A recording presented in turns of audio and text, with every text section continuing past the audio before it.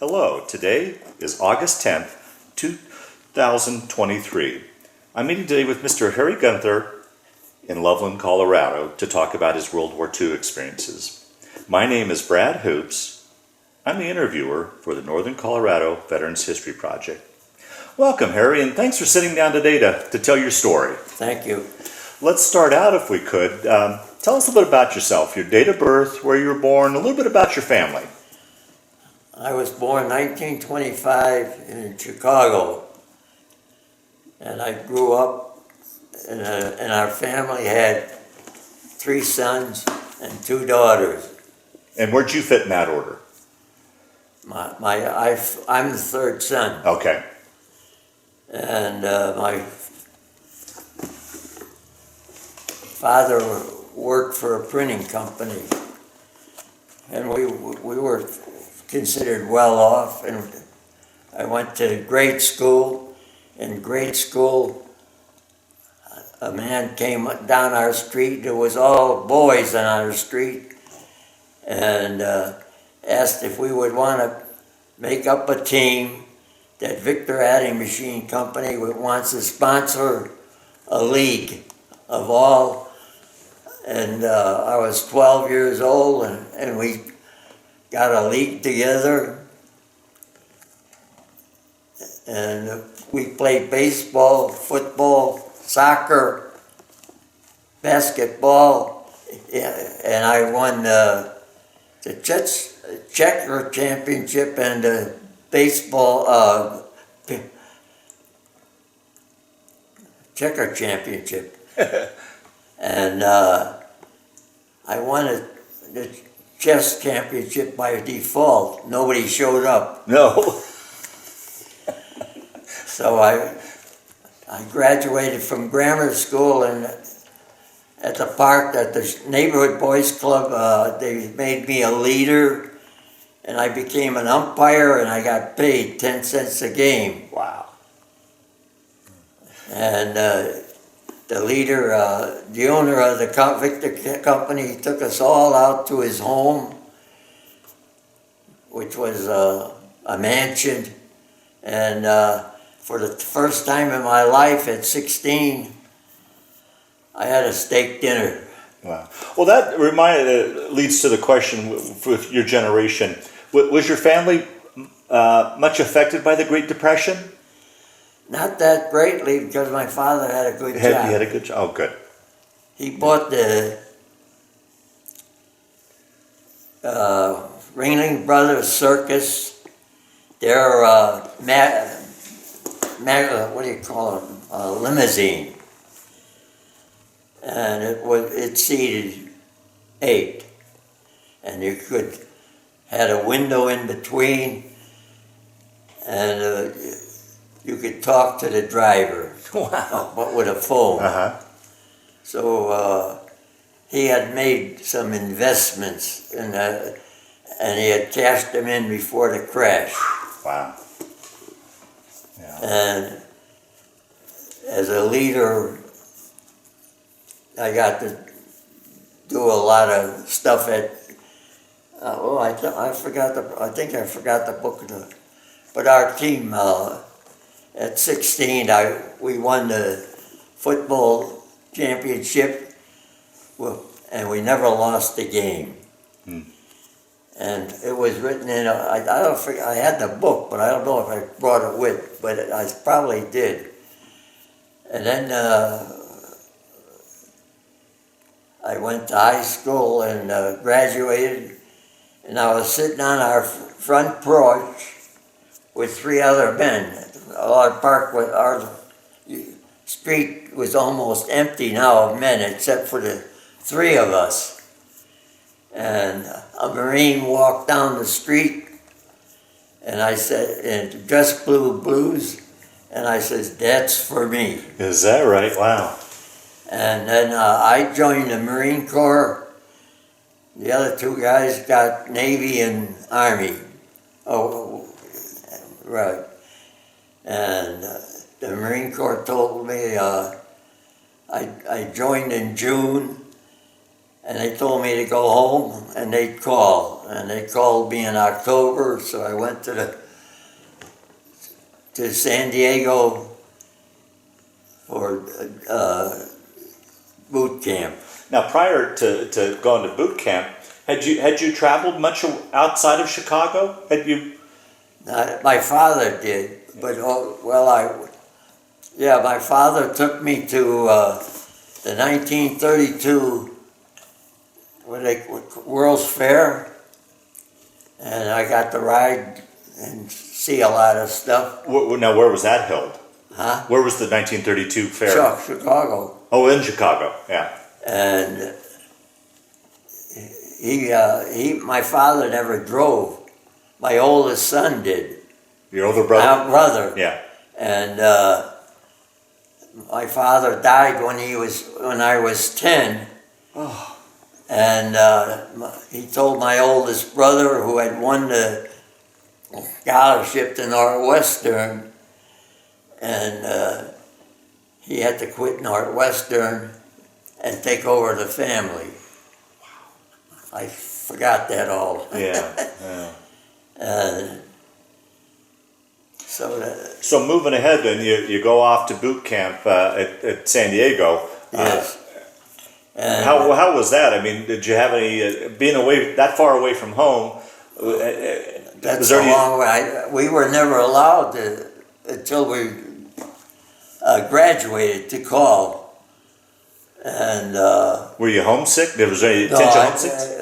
It affected some of the fellas in our platoon, but it never affected me. But how was that? How was that for you going from? Sound like a wonderful childhood, with the exception of losing your father, into the military. How was that transition for you? Was that a tough, particularly the Marines, no less? Was that a tough transition for you? No, not really. Really, huh? Anyway, the drill sergeant always was screaming at us, "I wanted you to be flying out the door for breakfast," he said. So being a Chicagoan, and I was the gangster in our platoon. I was a Capone. I pulled the pins out of that were holding the door, and when he called, I flung that door, and I almost hit him. He didn't say one word. He marched us to the cafeteria. We ate. He marched us out, and he says, "This is wash day. Bring all your dirty clothes in the bucket." We all had buckets. And so I washed all my clothes that was dirty, and we marched back to our barracks. And he called out, "Gunther, get out here. Throw all your clothes in the road." Now it's a dirt road and all dust. And then he marched us up and back, up and back. Then he said, "Gunther, pick up your clothes, and I want to see them in morning as white as snow." So I learned my lesson. Don't fool around with drill sergeants. And on the rifle range, I guess I was one of about 15 of us that could hit the target at 500 yards. My father was a hunter. I forgot to add that. And he would take us hunting occasionally. And he let me shoot a shotgun, and he had a rifle that time. And it had a telescope on it. So I ended up with a black eye. Oh, right, yeah. So after graduating, we all went into a bus, and they took us all to Camp Pendleton, and I joined C Company, 1st Battalion, 24th Marines, 4th Marine Division. So only one other man from our group went to the same company, so there wasn't real camaraderie there either. And we trained for 2 months and we were told we could go home and don't tell them anything. And the next week we boarded ship, and I think it's like 4,000 miles to Namur, Marshall Islands. So you did, between leaving home and going through boot camp and additional training, you didn't have a leave to go back home? Oh. So we got all the way to Hawaii first. It was a zigzag trip, so the mileage is twice as long as it should be. And how was that trip for you? Here's this Chicago boy going to sea. Did you get your sea legs? Oh no, I never got seasick, and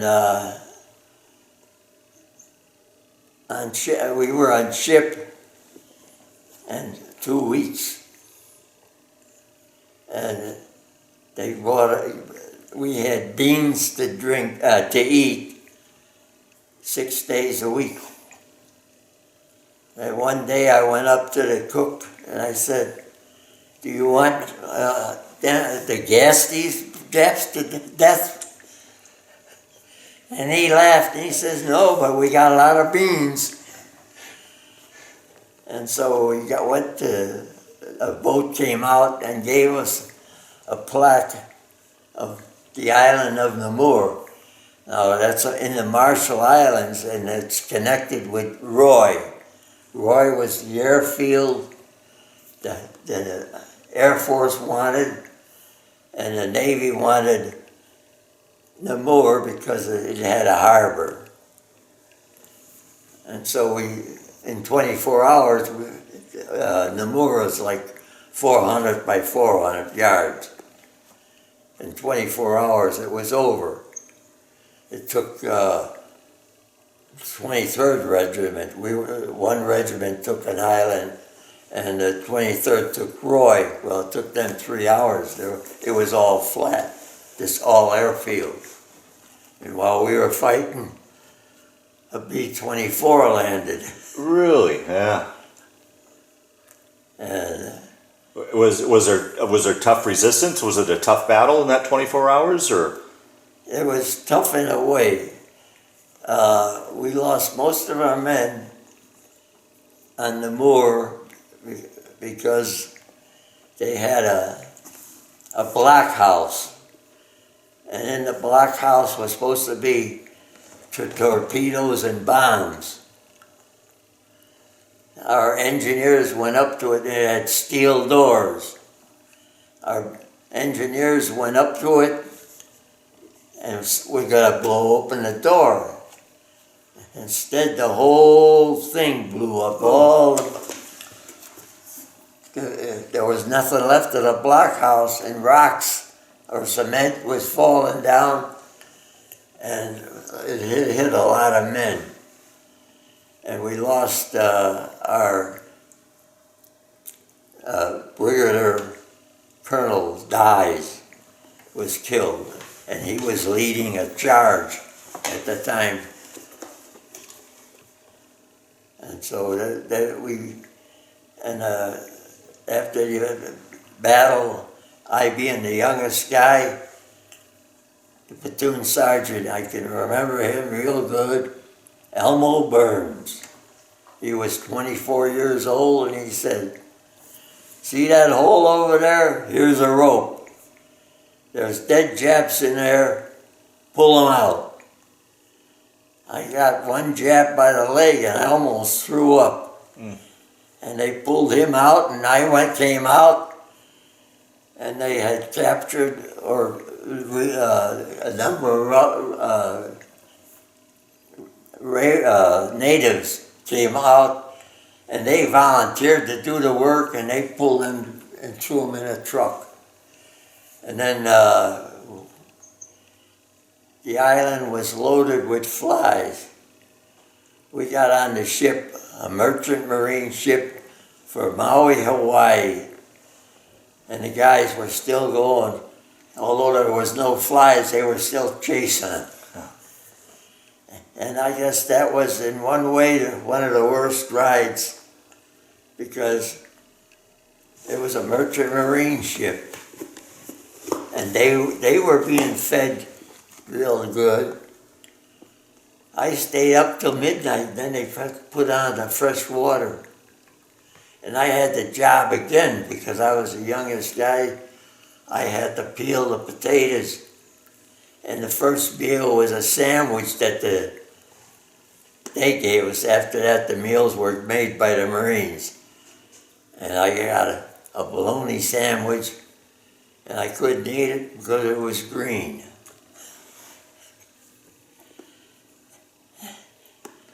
And guys were waiting outside where the crew ate, and the garbage was better that they threw out than they gave us. So they had to put a guard around there. But I had it nice sitting outside because I was outside the whole trip peeling potatoes.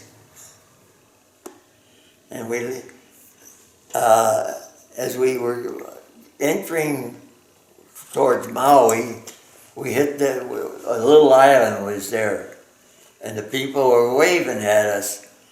And the man standing next to me said, "You know who they are?" And I said, "No." What's the disease that? Oh, leprosy? Leprosy. It was Leprosy Island. Well, I don't want to go there. And we landed on Maui, Hawaii. We had hula girls greeting us and everything else. And we went right back into training. And one of the trainings was we went to this field and it was all sugar cane. And the sugar cane owner lit all of it. I guess they do this normally. And then we followed the fire. But every time the wind changed, we would be getting smoked out.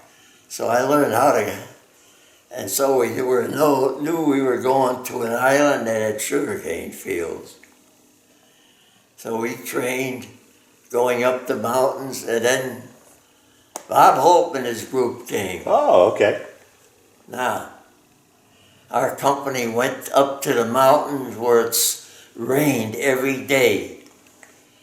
The water was running down the mountain and we were getting soaked and wet. It was coming right through the pup tents we were in.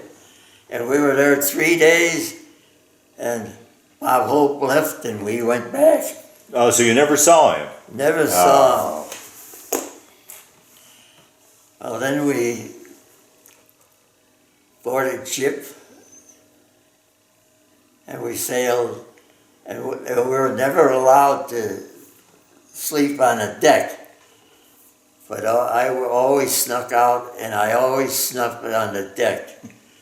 And now we were always on Navy ships, Liberty ships, and we went to Saipan.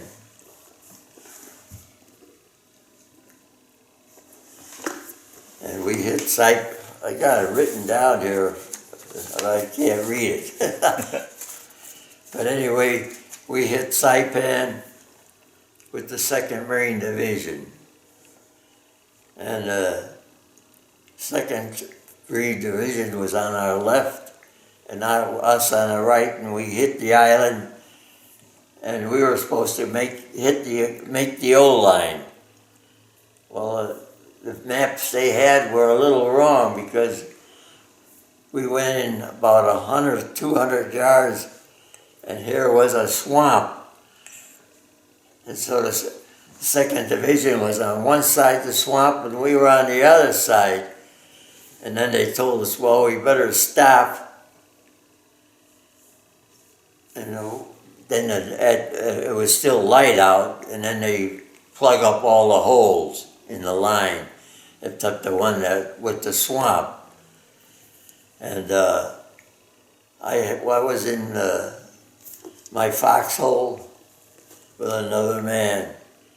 And the Navy, when we were leaving the ship, the Navy was telling us, "You got nothing to worry about, we got everything." Well, I got into my foxhole and you hear artillery shells were coming right over my head. and straight in front of the foxhole was a tree about 10 yards away. And every now and then they would hit the branches of the tree. And my buddy said, "Don't worry, Gunther. If you can hear them, they ain't going to hit you." Well, I could hear them. And I got down and I prayed. And as soon as I stopped praying, a calm came over me. It was just like the killer shells weren't there. And the reason they were shooting these artillery shells, our tanks were camped about 100 yards behind us. I don't know if they hit any. And then during the night, the Japs attacked. And they got these tanks. Well, their tanks are a bunch of junk. You could hear them 3 blocks away. And they were coming down and they're breaking down on their own before we even knocked them out. And we had bazooka men shooting at them, and most of them were all knocked out before they could do anything. So Saipan went pretty fast. And the third day I went up, our company went up 3 ridges. We went up 1, 2, and then we stopped on a third one, and there was the airfield. And I was wondering, how come they didn't bomb it? It was in perfect shape. There was a hut there that was in perfect shape, and beyond that was an a hangar in perfect shape. Okay. In between that was an anti-aircraft gun, and it started shooting, and they told us, retreat or fall back. We don't retreat, we fall back. That's right. For reasons. Yeah. And we fell back, and the shrapnel was coming down like rain, but I never got hit. And I was with the captain, and an officer came up to him and said, "I've got these half tracks," they call them, and they had a 75 millimeter artillery piece. He says, when you get to the third ridge, keep going. Well, Friday morning, no artillery. Usually we go with a barrage of artillery. This third morning or fourth morning, we just went up and down that ridge, and we were running, and we never needed the 75s. We overran the guns, the men that operated the guns, and I got the officer. He tried to get me with a saber, so I got a souvenir. And another officer charged me, and he had a pistol, and I got that in the belt and the holster, and the pistol was shaped like a German Luger, and it was a .32 caliber. So I only had the shells for it that were in the gun, but I never used it. I put it in my backpack. We got to the Quatin hut, I'll call it, and we broke in, and it was loaded with booze, scotch. It was just loaded with scotch from Singapore, because they had captured Singapore, and so this was for all them pilots. Well, that was the first time I seen MPs. All of a sudden, 6 Jeeps came flying up there, and they unloaded and surrounded it. But one of our men got out with a vet from our platoon, got out with a bottle, and we were ordered to move. So we moved, I don't know how far, way beyond the airport, because we couldn't see it anymore. And we dug in for the night, and the man broke out the bottle, and he asked for my cup, he poured some in there, and then he put lemonade in there, and I never drank. I drank that, and there was a Jap bicycle sitting there. I got on that Jap bicycle, and they all scream at, "You're going into the Jap lines." I was going the wrong way. I should have been heading for the airport. So I got so far, and all of a sudden a machine gun and guns started opening up on me. I turned that bike around, I threw it in the ditch. I threw myself in a ditch, and they started shooting back. The Japs started shooting, and I joined the guys. Good thing the Japs didn't charge us that night, because we were all sleeping. Wow. Okay, we went, after the airfield, we turned left to go up to Saipan. And the Army was supposed to take that little part that was left. And they were told there was only about 500 Japs in there. So we went up, and when the island widened, then the Japs, Army would join us, because we didn't have, between the 2nd and the 4th, we didn't have enough money to go all the way across. And they joined us, I don't know what date they joined us and all that, and I don't want to talk about them. Okay. Because our general relieved their general, and the Army hated us for that. And MacArthur had relieved how many of his generals, and nobody said a word. But anyway, we had advanced, and we came on an open field. This is the only real close to get me getting killed. Our captains, a pile of Japs charged us, and they were all 6 foot tall. They were taller than us. And they threw themselves on the ground. There were about 30 or 40 of them.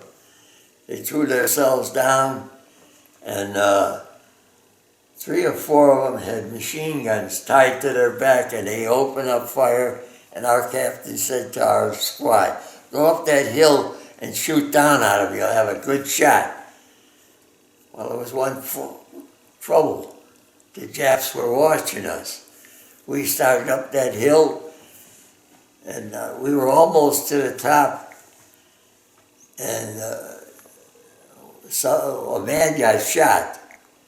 It hit his canteen, and all the water was, he thought he was bleeding like heck, and it hit his fanny. And I was just going to take a step, and I stopped, and a bullet went right here. You know it's a bullet. Bullet spins, yeah. And the dirt. You never realize how much dirt is in the air, because you don't see it, and you hear it. And then the fighting was basically over with. And because the Marine way of fighting is keep pressure on them and break them up. And all they had was groups here and groups here. They didn't have, until we got towards the end of the island. And then 4,000 of them gathered together. That's what they said. I'm not positive of it. But anyway, they said 4,000. And they told us that they were going to charge us at night. So the Marines learned how to take care of kamikaze attacks. Now, I don't know if you know anything about a attack. Or bonsai? The bonsai attack? Right. Yeah. Okay. They line up, 10 of them in a row, and 200 a mount. So they got all 200, only 10 people wide, and they keep hitting you. Well, we brought up 237 cannons with mortar, I had the shots. It's like a shotgun, Okay. It breaks up. and gets them. And it was only like 200, or a little over 200 that we killed that night. And the Army got the rest of them, I think. And most of them didn't have weapons. They had sticks with knives on it. And our company, our division cut out all the other divisions.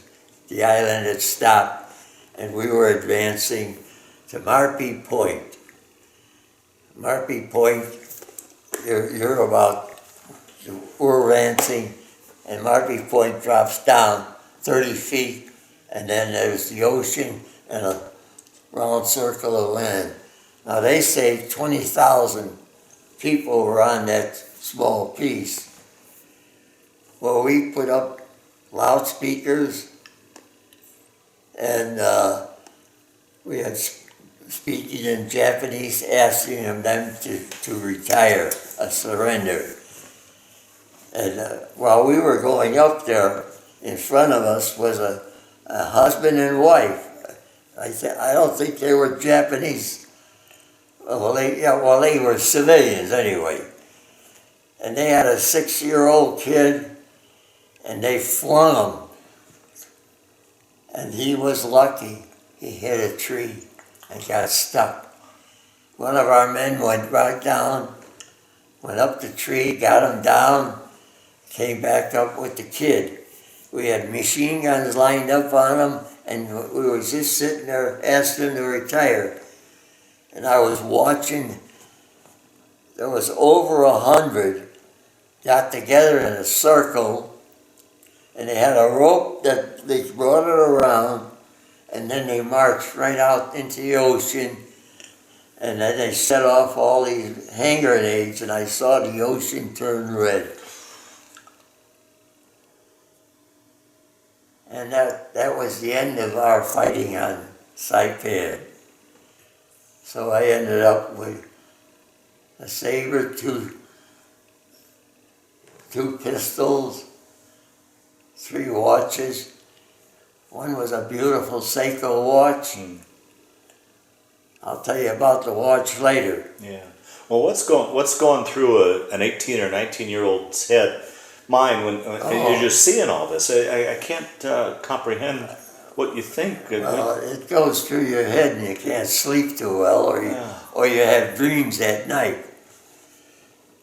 Well, anyway, we sat there, and before we went into Saipan, the Marines gave us new uniforms to put on before we went in, and they they had them blown into bags with DDT. And we went through that war, and I was never bothered by bugs. And the Army, when I read a book on the Army of the 27th, they were all screaming they were having bugs all the time. So they didn't do the same thing the Marines did. And so we went to, we boarded ship and went to Tinian, which was 3 miles away. Mm-hmm. The Army was through. We were going to take Tinian just a second in us.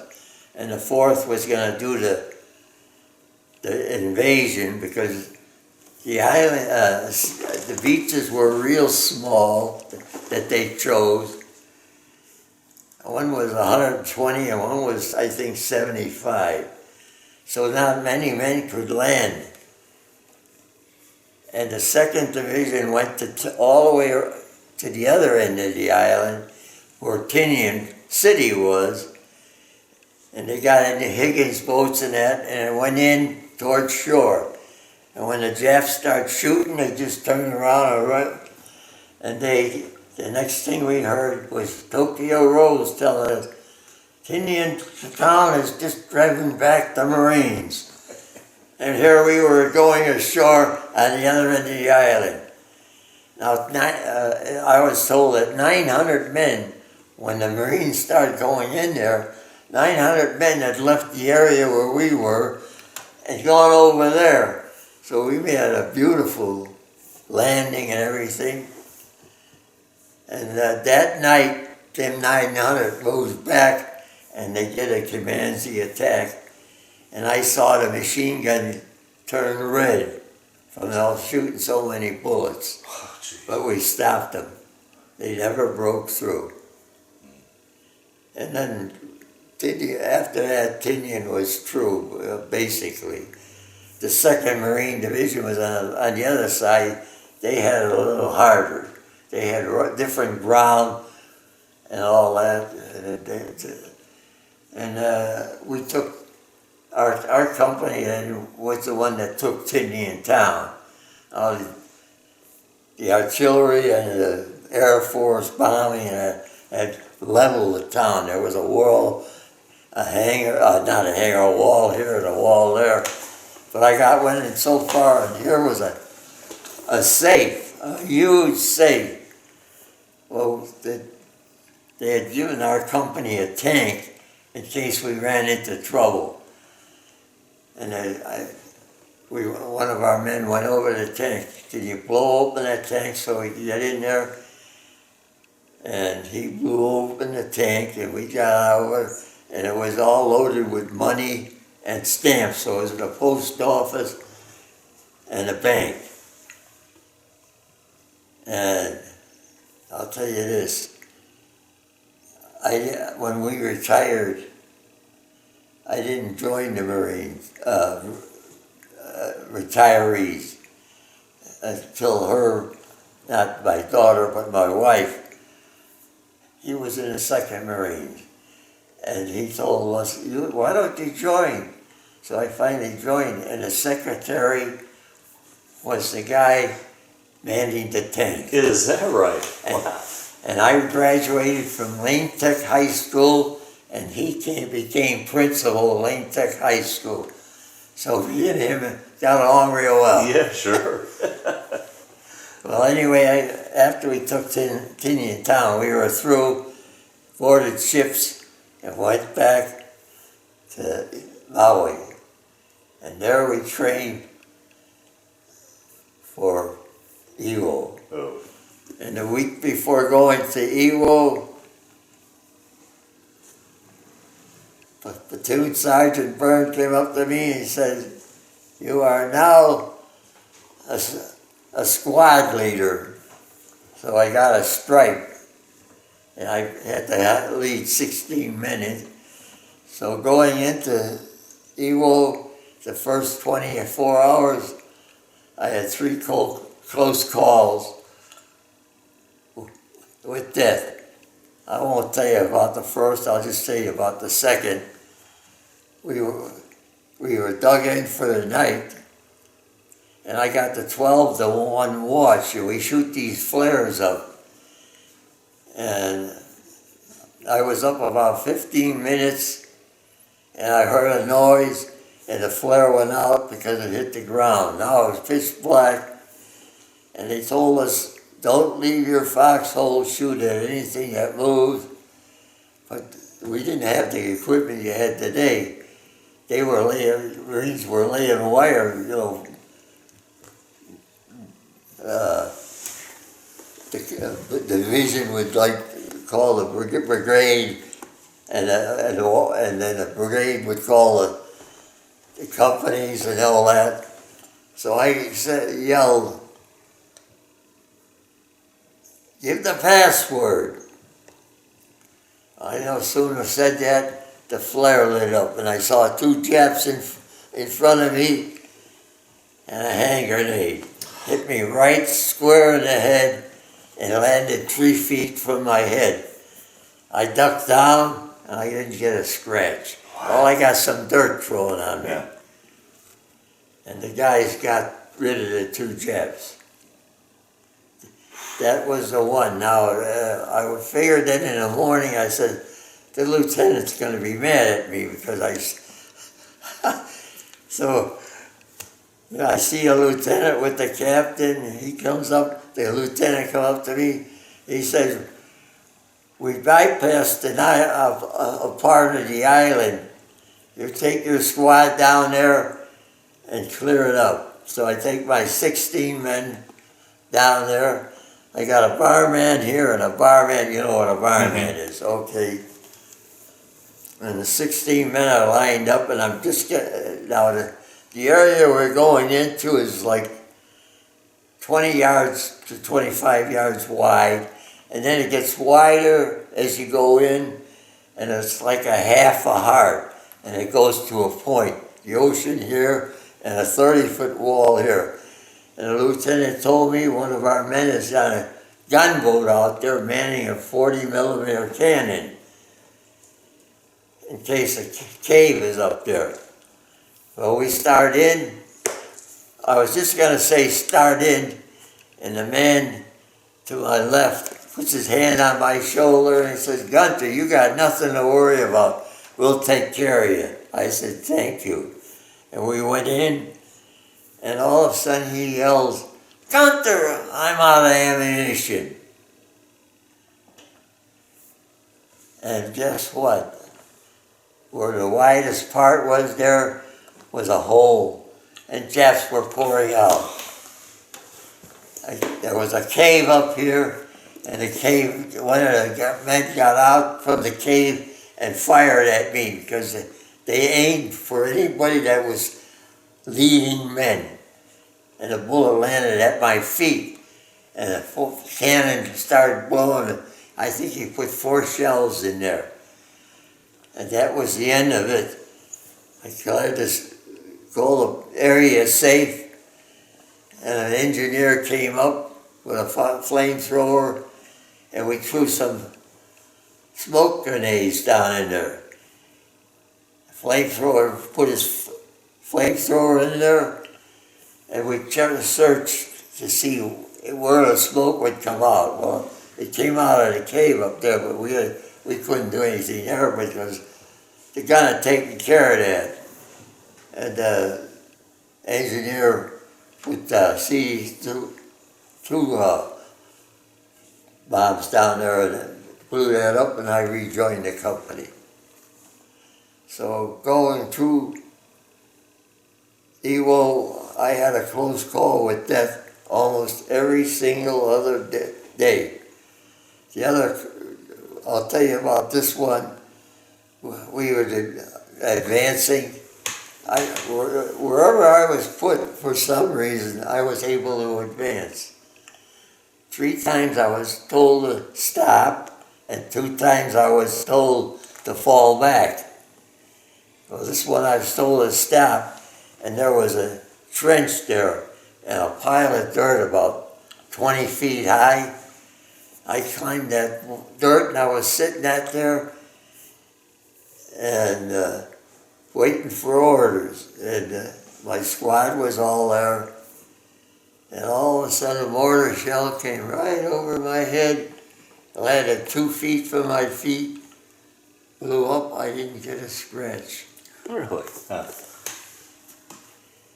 On the 17th day of battle, we were digging our foxholes and putting up barbed wire. That's the only time we put up, while I was fighting it, we put up barbed wire with hand grenades hanging on that. And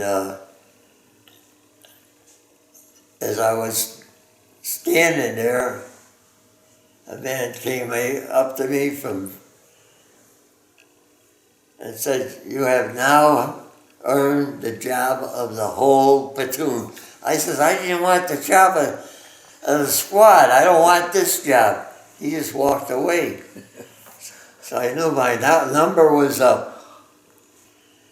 We advanced to the 18th day, and then we were put in an area near the 2nd airfield. And it was sort of uphill, and my squad was going uphill, and all of a sudden they shot these knee mortars at us. The knee mortars came down. I dove for the ground. I hit the ground, And as I'm hitting the ground, there comes a mortar and lands right at my feet. It didn't go off, it was a dud. Now, I never had a cramp. As I'm looking at that shell, I'm thinking I should get up and move. And I get a cramp, I lift up my left leg, and I know soon I got it 8 inches off the ground, and bam! Piece of shrapnel right through the sole of my shoe, right into my foot. Oh. And the sole was brand new shoes, stopped it so it didn't come out. So it just stuck in my foot and shoe. And all of my men came up to me and said, "You got the $1 million wound. You get off the island." And that's what I did. They flew me to Guam, operated,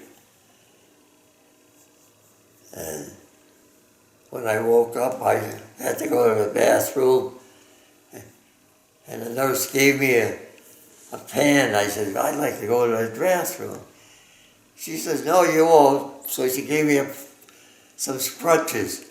I said, "No." So when I got on the crutches, my left foot really throbbed, so I got back in the bed. Wow. And then we got on a ship and went to Hawaii. So you, after the hospital, you rejoined your unit then? No, Oh. I went to Hawaii. Oh, okay. And I had 2 wounds now. I didn't tell you about the first No. one. It was minor. And Yeah, but you still got a Purple Heart for it. So what? I didn't think I deserved it. And anyway, went to Hawaii, and then we went to the cafeteria when we were unloaded, and the man in front of me, also wounded, we were all wounded men. He loaded this whole tray with ice cream, and I said, "They got steaks here." He says, "I like ice cream." And then we boarded a ship after, oh wait, the doctor there looked at my wound and he put a casket piece on there. And the guy who did the job had dropped a lot of powder in there, and my left foot was itching like crazy. I chopped it open. And just when we were going to board the ship, the doctor re-examined me. And he said, "What happened?" I said, "It itched too bad. I couldn't stand it." And they put a felt pad on. And I could actually step on it. And we went to San Francisco. And from San Francisco, we went to Astoria, Oregon. And from Astoria, Oregon, I went to Great Lakes. And at Great Lakes, they put me in charge of the prison. Oh, so by this time you had recuperated from your wound? Yeah. Oh, okay. And the prison was loaded with all Americans, Army, Navy, and Marines. And my first job for 2 weeks was I didn't know how to drive. I had a volunteer driver, and he drove me to every tower, and I let all these guys off, and I think there was 9 towers. I had that for 2 weeks, and then he put me in charge of a barracks. And one day they came up to me and said, "This guy won't take a bath." I said, why are you telling me? Take him in the shower, hold him there, turn the water on. They did that, and everything was all right.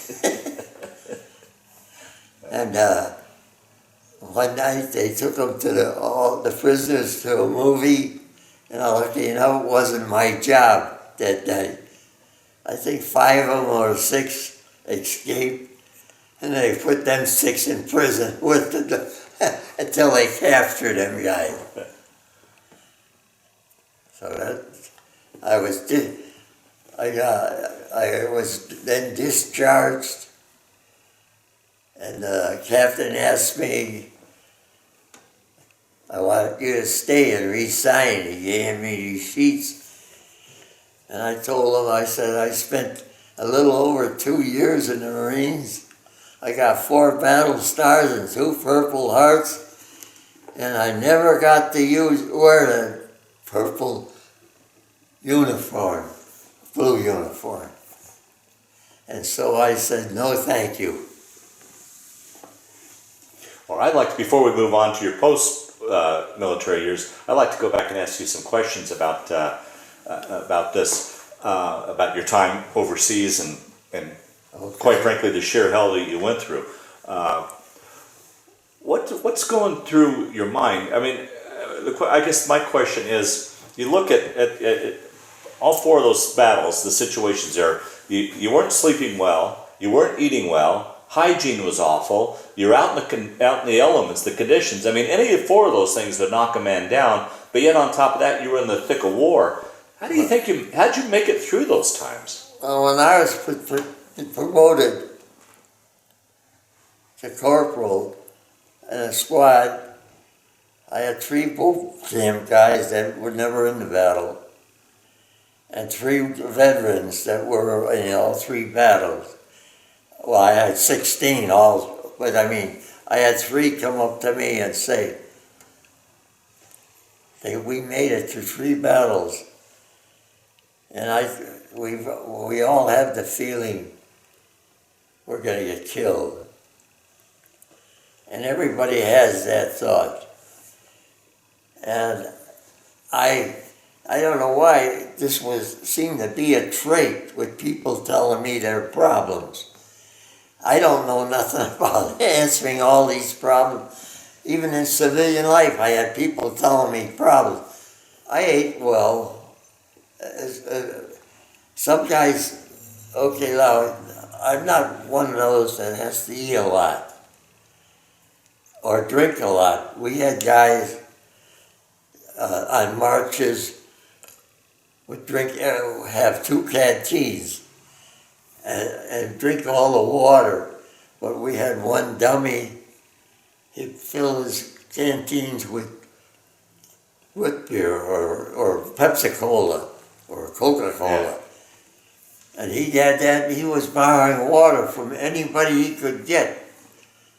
And he had a horrible time. On Saipan, he wasn't drinking, and he had a nervous breakdown.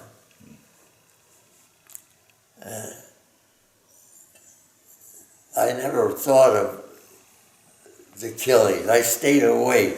I didn't go and inspect everybody that got killed in the company, which was wrong of me because on Iwo I was leading men, and like the man that said, "Gunther, I'm out of ammunition." Do you know I've been for 20 years now trying to think of his name and I can't. Well, on top of that, on top of being the stress of war, you had the responsibility of all these men. I mean, I just can't imagine what that period of time was like. I think a lot of them, they gambled. Anything they could do. In fact, is on Saipan, after we got out, on Maui and Saipan, they talked me into going in a dice game, and I won over $300. I was taking the doggone barber broke. He came back 3 times borrowing money, and we had a man, I don't know if he ever made it, when we were aboard ship going to Iwo, he had won $25,000 on the ship. I wouldn't want that money. Yeah. Wow. What are your thoughts on these island invasions going in, knowing that you're going into harm's way? I mean, what do you think as you go into battle? What You try to keep everything out of your mind. Going into Saipan, we were the reserve regiment, and our company was going in. It was late in the day, and the artillery opened up, and a tank was sitting right here, and the guy in front of me stopped, so we all stopped. Well, we lost our rest of our company. They were going there. I was scared heck. And he was the one that broke down. He had an aortic breakdown. I was with him. We were going to take a bypassed area. They marched us down to the ocean, and the tree line was 10 feet wide, all the trees and stuff, and a road, and the ocean was another 100 feet was the ocean. And me and 3 guys were going through. So we went down there and waiting for a tank, because 2 tanks were going to go in front of us, the light tanks with 37 millimeter guns.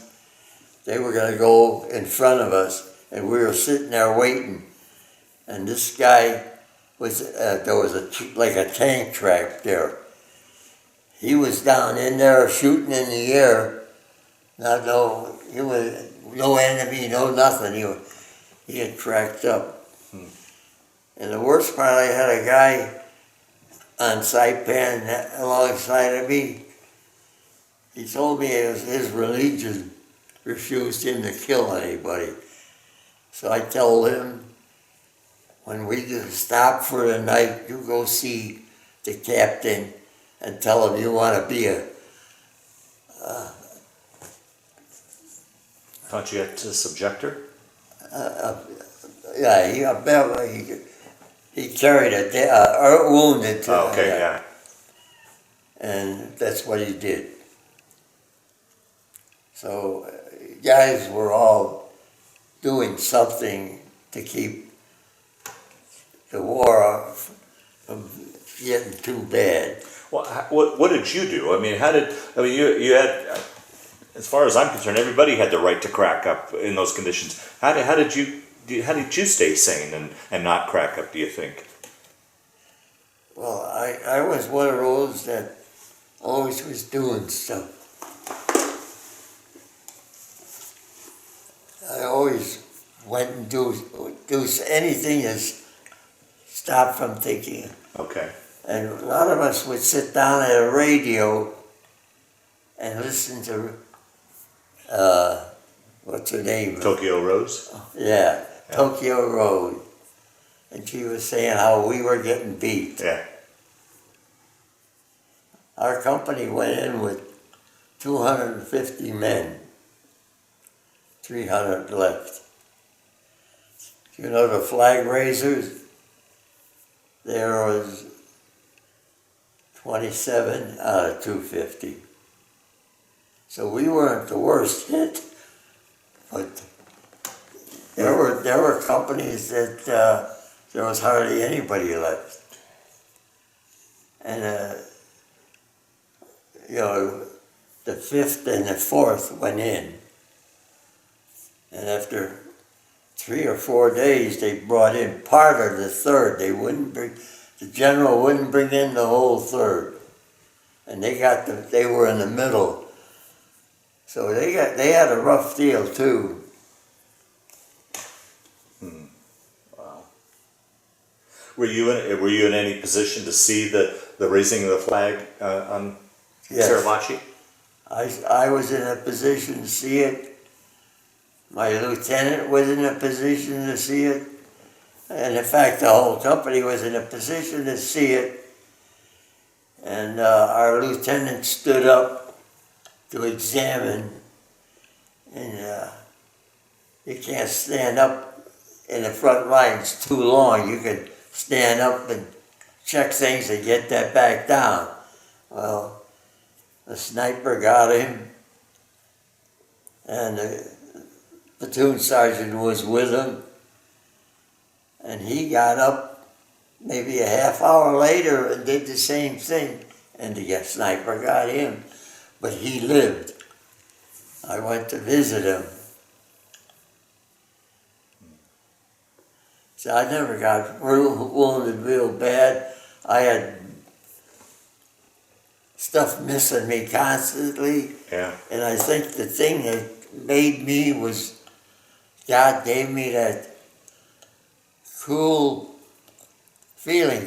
When that bullet went through, almost hit me, it went past me, I was laughing. So, and they were all looking at me.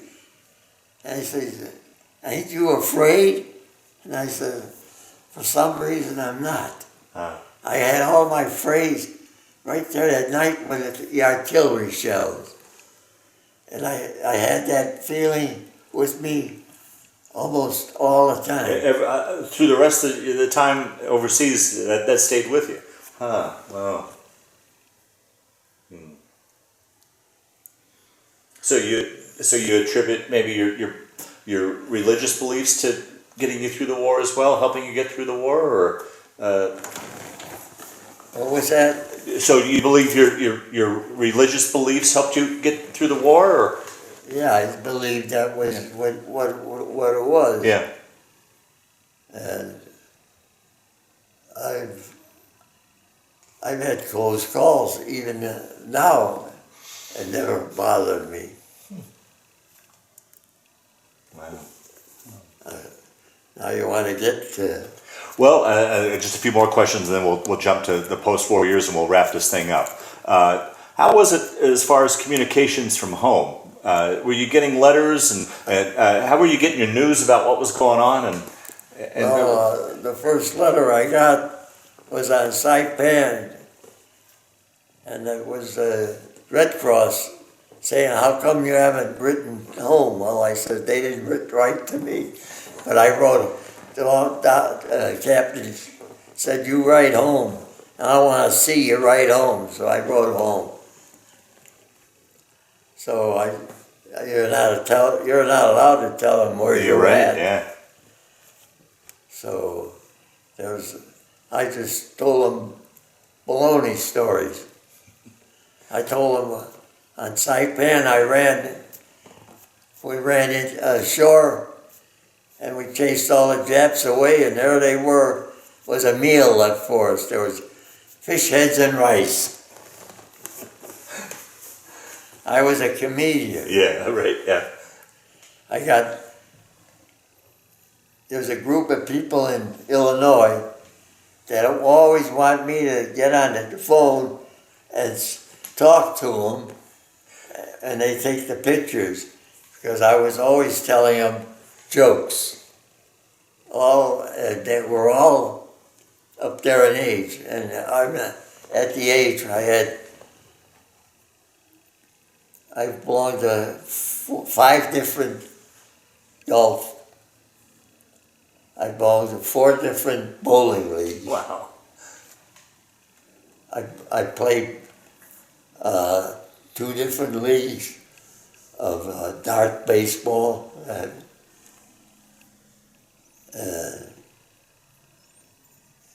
So I was always active. And the group I was with from grade school, we went all the way up and kept getting together constantly. Not every week or anything, but we got together constantly. And then all I knew was there was 2 left. Well, I had gone to both of their wives' funerals. The one wife died of the one man, 2 weeks later, the other man. Now they were both down and real sad. So I called them up and I said, "You want to go out to eat?"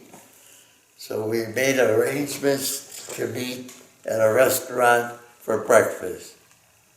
after the breakfast, they told me, you have to have us here every week. And I had enough with the other breakfast groups I was with. And so I was with them, and they're just now in their 80s. And now the oldest guy came down with dementia. And the youngest guy, I was the middle one. The youngest guy, he couldn't lift his arms over his shoulders, so he asked, went to the doctor, and they replaced. And he came back and showed us, oh, you could do this and everything. That lasted 2 weeks, and the thing fell apart. So he was in bad shape. So now we're closing in now 90. The son is driving the man with dementia. The son and daughter is driving the guy with the shoulder. And we had always had their birthdays. And we had gotten ready for this 90, one that was going to be 90. He was going to be 90 on Thursday, and Tuesday his son came knocking at my door and said he had died. He could have called, but he said, I had to tell you.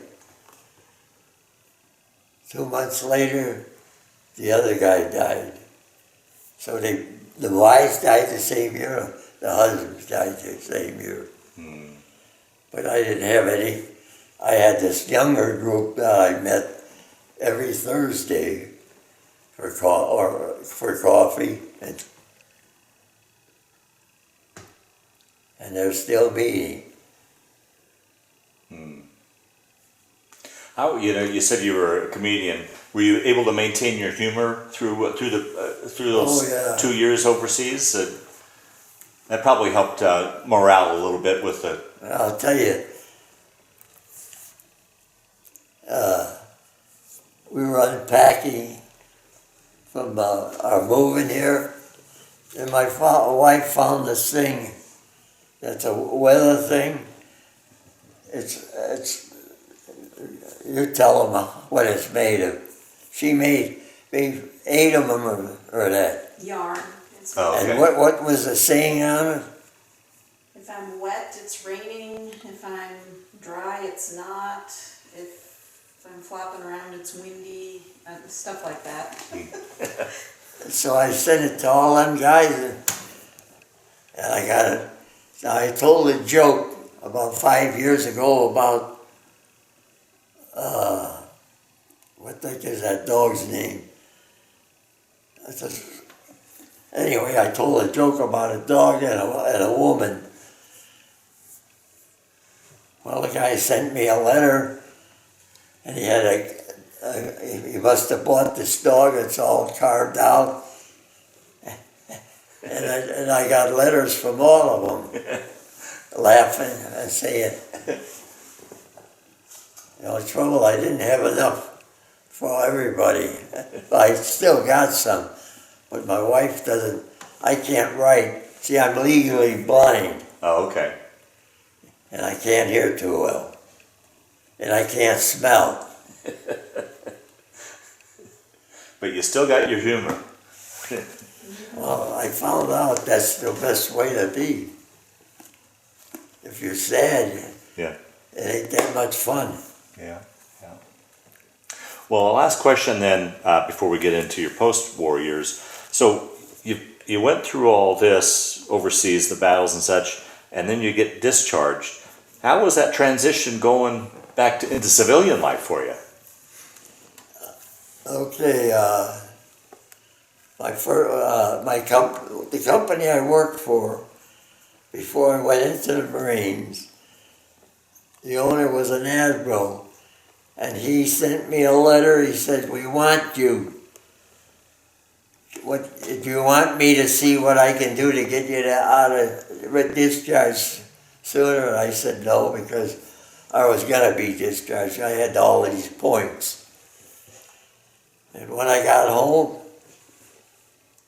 my first thought was, I have to do something to forget about it.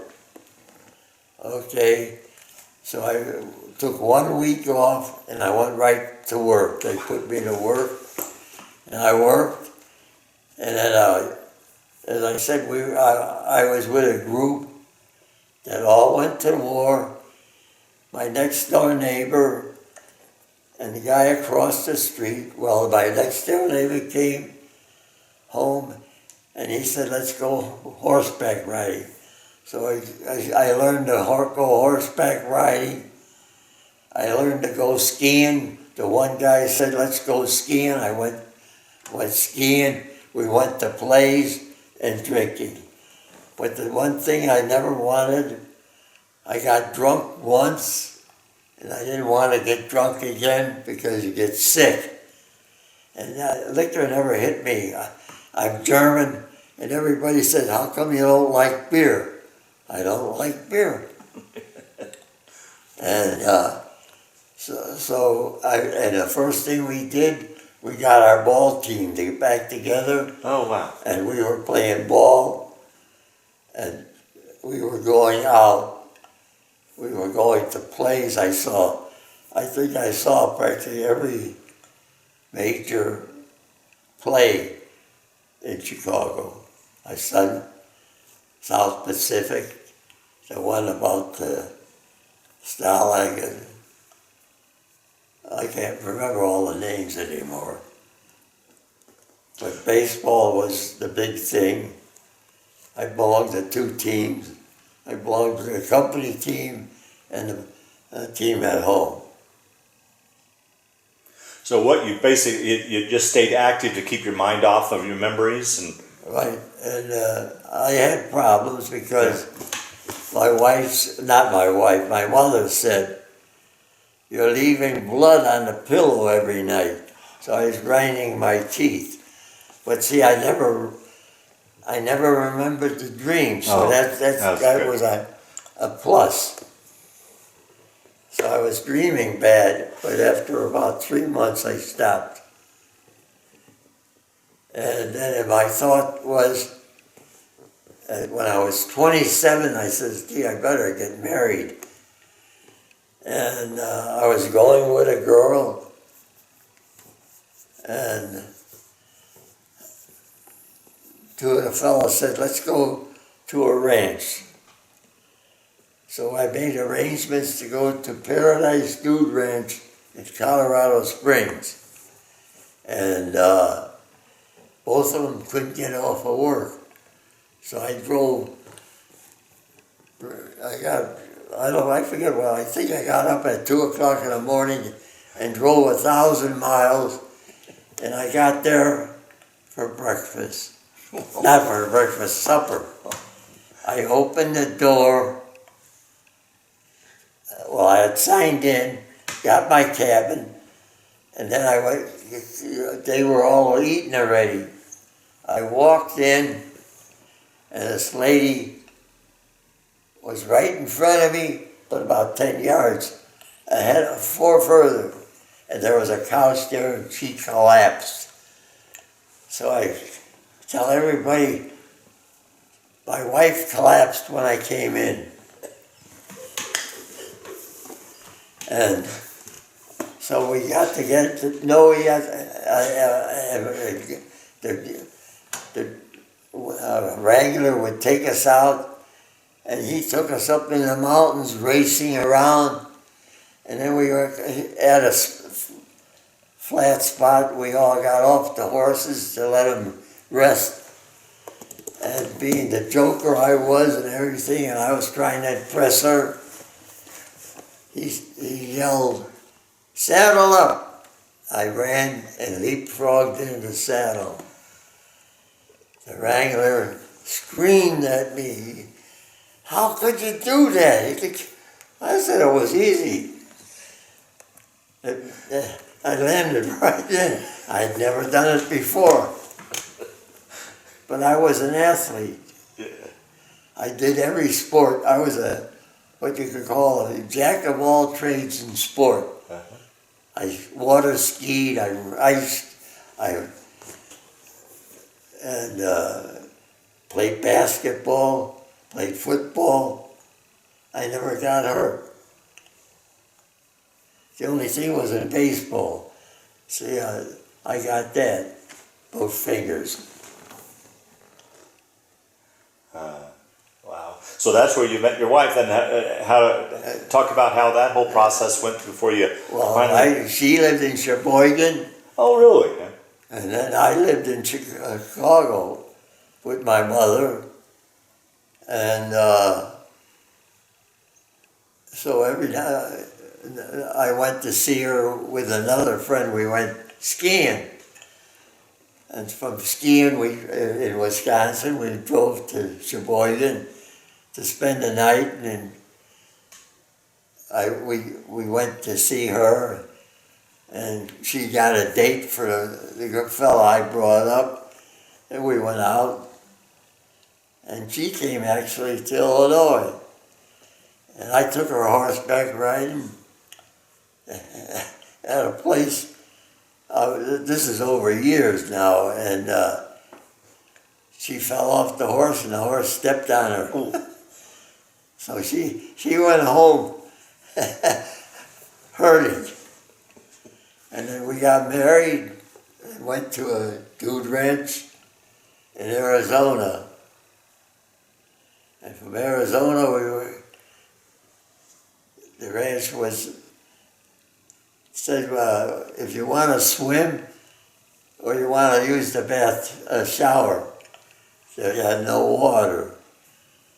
So we went to the bullfights and spent the day in Mexico, and then we went to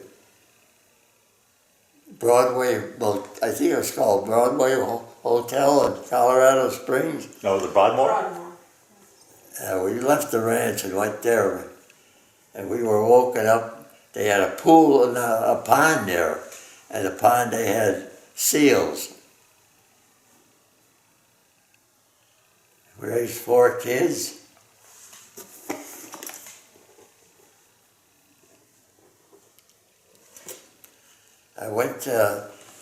We went to the doctor, or we got married, went on that vacation, and then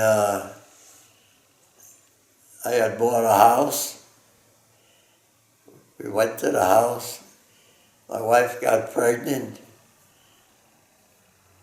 and was going to have the baby. And we went to the hospital.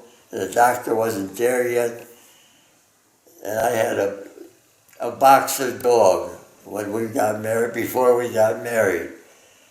So she said, you better take that boxer dog and bring it to your mother. So I did. I got back to the hospital, and she said, bring me a milkshake. I got back to the hospital, you have a son. I never did see any of our babies except the second one. My second one, my wife's husband came to visit us. And she was pregnant. And I said, don't you have to go to the hospital? And she said, no. Because she had to wait quite a while by the first one. All of a sudden she's screaming at me, get me in a car and go. So I pull up to the entrance. She said, not the entrance, emergency. Well, I didn't know where the emergency, and here was a big dirt pile they were ripping up around there. Finally I worked my way to the emergency. They took her in. And she was signing in, and I was parked in a car. I got there, And the nurse said, you got a boy. So now I got 2 boys. So now she's pregnant again. And we go, and the doctor says, well, you better get to the hospital. I don't want to miss it, because he wasn't the doctor. The doctor was being cleaned up for surgery, and he delivered my second son. And a British woman was keep screaming at my wife, you can't have it here, you can't have it here. My wife said, that's what you think. And so now I'm sitting with the doctor, we're watching the All-Star games. And she ain't delivering, he's delivering. And I got 3 sons. And she says, why don't they take the 3 sons to Sheboygan to my mother, and they'll take care of them. So I drive all the way there. Sure enough, she has the 3rd son.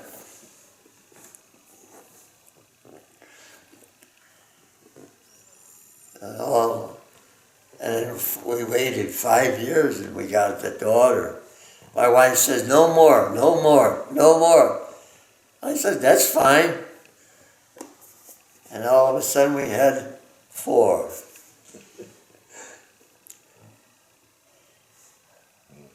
So my youngest son is head of bear management in Yellowstone Park. Oh, wow. So he has a job he loves. And there's one thing about work, you gotta love your job. So what did you do for a career? I worked for our dailies, and we became the biggest printers in the world. And I was supposedly an expert on color. You get these printing presses we were printing Life, Look, Sears Catalog, Wow. Sports Illustrated, Farmer Journal, all kinds of books. We were, and as a color manager, expert, so to say, each cylinder has 4 cylinders. You have red, blue, or red, yellow, black, and blue. And you got a color, and the problems are you have, let's say a bottle of whiskey is red, and you got a car, a Chevy, is blue. Then you have an ad I can't think of the name of it right now, but it's a feminine ad. No red dots on that page, and a tire, but you had 4 cylinders, plates across, making all different pages. Well, my job now was to keep the car basically blue, and the Tampax ad, no red. Right, sure. And the red in the bottle. So what I did was, we got this new press in, we had a 5th cylinder. And the other, we have 3 shifts, 8 hours a day. We run it 24 hours a day. You're printing, when you're printing Life, you got 4 or 5 million copies. And we were printing Life and Look. And they got this new press in. And it had 5 cylinders. So what I did was take plates off and got new ones and put all the red ones on one cylinder, divided into red, some red on a red cylinder and some on this fifth cylinder also red. And they all said, how the heck did you do that? It was easy. And then our engineers come up with a brilliant idea. So you got a roller, weighs about 300 pounds. It's made of rubber. Okay, we're running at 30,000 an hour. And that thing hits this cylinder that's going 30,000. Then it hits this one that's barely moving. That's the ink cylinder. And it comes to a dead stop. Well, they start wearing out. He came up with this brilliant idea, which is a good idea in a way. It's brushes. The brushes don't care how fast you're going. There's a trouble with brushes. They get loaded with ink. And now you got an ink that's supposed to be yellow and the idler is red. How are you gonna do it? You gotta take that thing out. It takes how long to wash them and everything else. And when I took them out and put the rubbers back in, the engineer said, "That was such a good idea, what did you do?" And I said, well, when the brushes get filled with ink, they're shooting ink and making yellow spots or blue spots or wherever you got them on the cylinders, on pages. And then all of a sudden we started going to offset printing. So I became an offset printer. And that's with more water and everything. And you have a tin sheet, that's the plate, where plates are 4 across, 4 around. You got to put each one in and get them all so they print beautifully. Here you got one sheet, it goes all the way around the press now. And 1, 2, 3, you got all of them on, where it takes hours to do it the other way. Yeah.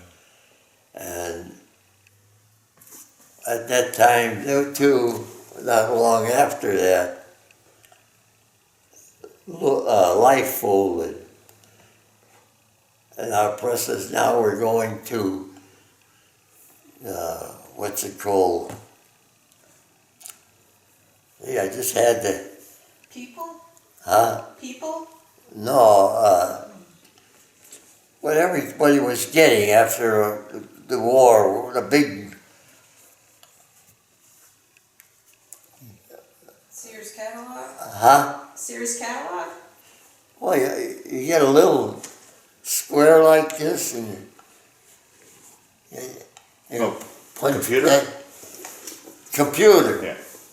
Okay, we were going to computers now. So every angle bars and everything was being moved by angle bars. And with dropping, people were getting laid off. Now we were an outfit that was the largest printer in the world. We had presses in Poland. We had presses in Singapore and England and all over the United States. We had right here, Greeley. Oh, really? Yeah. Our Donnelly printing press was there. Well, with computers now, they were going through computers, but people weren't reading anymore. So printing was going on the way out.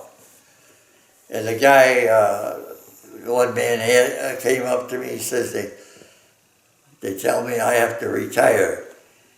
And he says, my wife is sick and I need some money right now. Would you go for me? And I says, yeah, I'll go. And I retired at 62. How many years were you in the industry? About? Well, they counted the years I was in the service, so I was 40 years. Wow.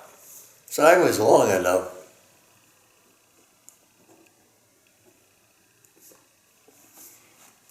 Well, Harry, as we start to wind down this interview, is there anything I didn't ask you that you wanted to talk about, or any stories else that have floated to the top as we've been sitting here that you wanted to talk about? And Lanny, jump in as well. Is there anything that you want to know or that I didn't ask that you can think of that we to hopefully round out? I know we only got the tip of the iceberg of your story, but hopefully we captured it fairly well. But anything else that you want to ask? I was thinking the first Purple Heart was on Tinian.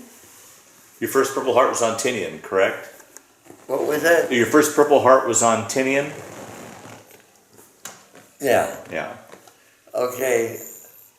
You brushed over that, but tell. I know you don't feel like you earned it, but tell that story. We were the first wave, and they had pulled a second division had gone in there, and we were in. And it was raining. I don't know if we had an Army driver, Marine driver, or a Navy driver, but he was taking us in. And the two guys manning the machine gun in front of the Amtrak were on there. So they were either Navy or Army. And it was raining, and I'm looking, and our platoon sergeant was with him, and he was saying, arguing with the driver. But I was looking, and we were... as the beach was only 70, our beach was 125 wide. And we were drifting further and further away, and the whole line was going in, and we were going against a 6.5 feet wall. And that's where he dropped us off, a 6-foot wall. And the Japs were shooting at us as we were going in, and two Marines took over the machine guns because the two guys that were in there were afraid.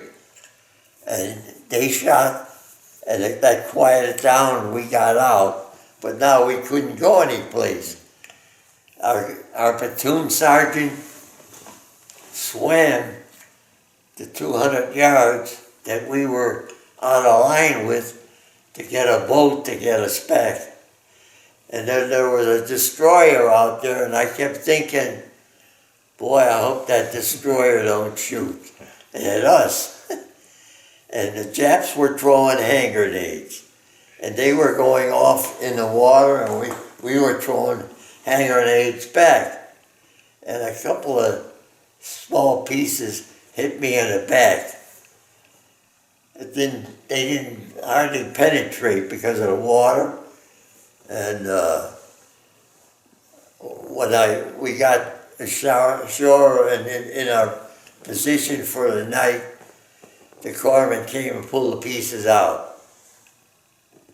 And so I guess he wrote me up for a wound. And it really didn't hurt that much.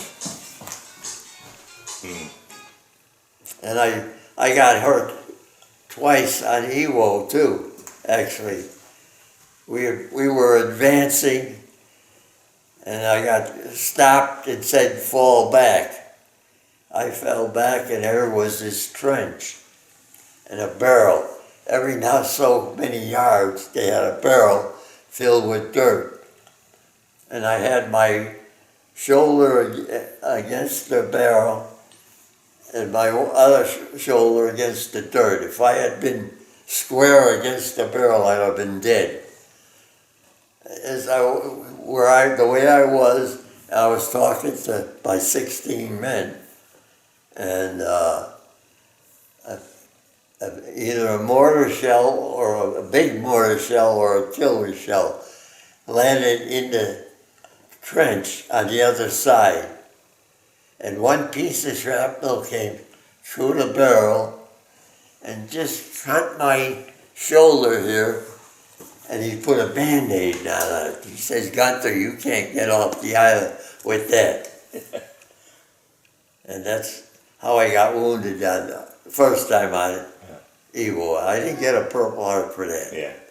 Now, through the years, your wound in your foot, has that given you any troubles through the years? Well, I guess nerves hit. They say there's nothing wrong, you know, but not much of anything. Oh, good. I mean, I wanted to be a football player. Yeah. Okay, I was in Lane Tech, and I was at gym class. And, you know, like these pins they put up like they look like bowling pins. Well, he had our whole class. It was a boys' school. He had our whole class run through that. He called me. I was one of the last ones, and I ran through it. And he called me over and he said, "Sign here." "What for?" "You're on the football team." So I had to, all day I supplied all the equipment but the shoes. So I had to get a job and buy shoes, and then came for practice. I was given the uniform, and here we had a line going of all the subs, and the same coach called me over, and he said, "I want you to run through that guy." So they snapped the ball to me, and he was a 300-pounder. But he was sloppy. I mean, he wasn't solid. Yeah. I ran right at him. And he's looking at me and looking at me. I took a step to the left and then turned right. He dived for me, going for the left. I hit him on the helmet, knocked him down, and kept going. He calls over the head coach. He told me, "You stay here." Gets the head coach and has the same guy. And the coach looked at him and said, "Oh, no." He gets one of the regulars, you know, that's been playing for a couple of years. And he's either 6'5" or 6'6", and I'm not even 6. Yeah. And I'm lightweight. I do the same damn thing to me. He falls for it, but he's got big arms. His arm caught my ankle and down I went. And the coach looked at him. He's too light. He wanted a plow horse. So I finally quit. I wanted to be on the baseball team. And the guy in the year behind me was Camaretta. I don't know if you have heard of him. He went right from Lane Tech right to the Cubs. Really? He's the only player I think that's ever done that. But the war was on. That's one thing that helped him. And I don't know if he had any kind of things that he couldn't go into the service, because he went right to the Cubs and was playing first base. And when I came out of the service, I went to the game, and they lost the series. I thought they had the winning team, but evidently the hitters weren't hitting. They had Claude Passau pitching. He was a good pitcher. Through the years, did you ever keep in touch with guys you served with? Was there any sort of reunions, anything like that? Okay, the 4th Marine Division in 1946, all retirees or whatever, you know, one state at a time got together until we had I think we had all 48 states with retirees. And they were meeting every year at one state after another. And as I said, my wife, I didn't know it at the time. Yeah. He was in the 2nd Marine. Right, yeah. And they were doing the same thing, I think.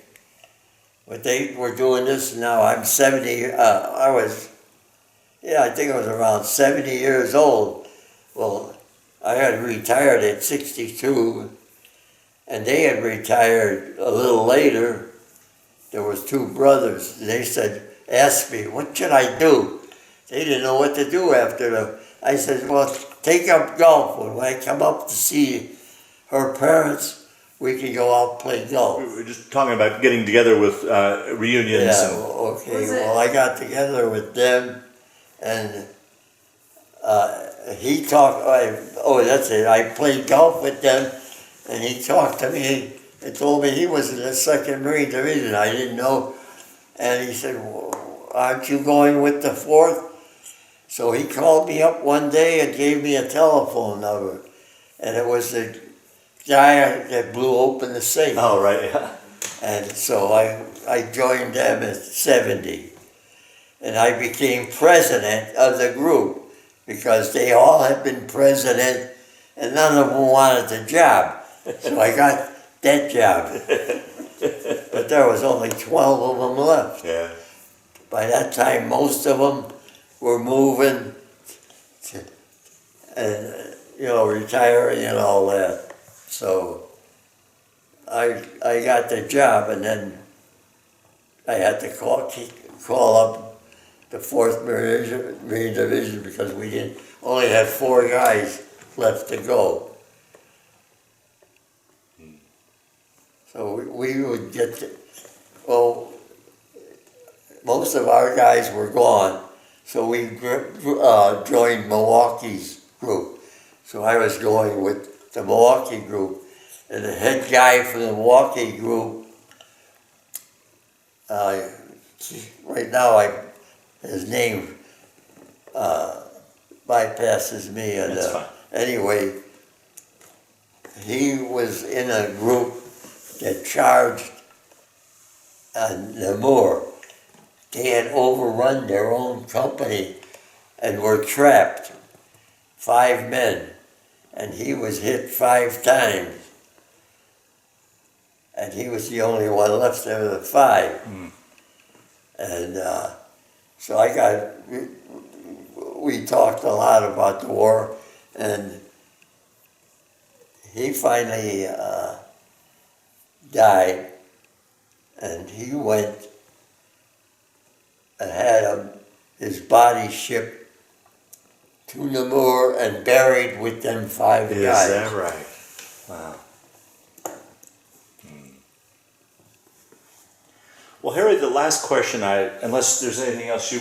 I was just gonna say, growing up, I knew he was a Marine. Oh, I didn't name her coming up. Oh, it's okay. I knew he was a Marine, but that's like all I knew. And then after I got married, he watched a Time Life video that showed him in the boat going from the ship to an island. And then he started talking about it. Is that right? Yeah. Yep. And I was also able to go on a Marine reunion with him to Savannah, Georgia. This is the 33 that were left I'll have to get on Iwo. They ain't all on there. 2 are missing, or 1 is missing.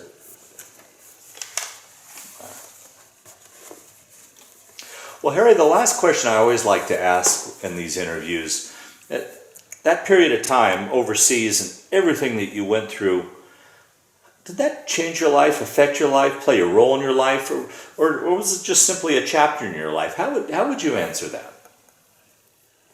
Well, I was a happy-go-lucky. I didn't let anything turn me aside. And I think that got me through.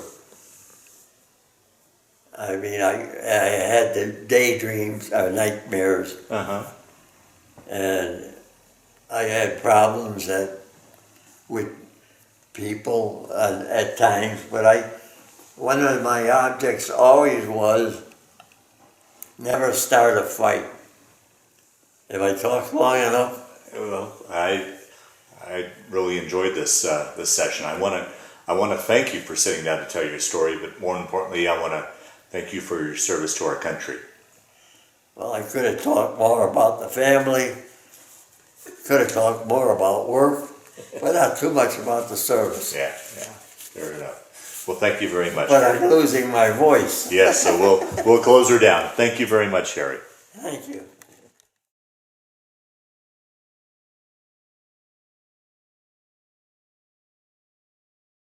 Picture was taken in Chicago after the war.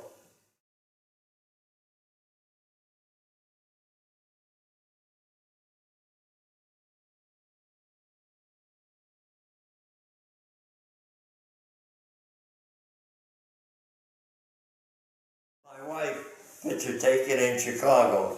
On your wedding? On my wedding, no, well, it was, Sheboygan. yeah, it should have been Sheboygan. They got married in Sheboygan. So my dad always wanted to wear those Marine dress blues, but he never got the opportunity. But years later, a nephew of another Marine bought him that cap. Well, So you got your, still have your jacket from the war. yes, it's almost looks like new. Yeah, it does. And it got the ruptured duck on there, yeah. And you, are those corporal stripes or what, sergeant stripes? Corporal. Corporal? Uh-huh. I was made sergeant on Iwo, but they broke it back down when the war was over, and they were going to make me a sergeant again if I joined. But you'd had enough of war, and yeah. This is my dad and my mom and their 4 kids and some spouses and most of the grandchildren and great-grandchildren.